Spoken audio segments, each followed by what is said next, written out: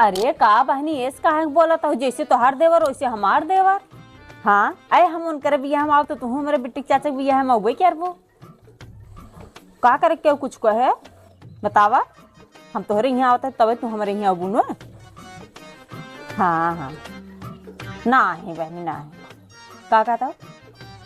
ठीक लेता हूँ। हाँ हाँ अरे हैं का अरे दिन में गप्पा हंग जातू गुरगुन को पानी पिया दे तो पियासी यही होना है ठीक बहनी रखा है बिट्टी पापा दका वाला होता है भाई ले के दिन में कहता हूँ यहाँ बतिया ही कहता हूँ वहाँ बतिया ही यहाँ गोर सोरुक जाए पानी पिया दे जा पानी पिया वा अच्छा जाता पिया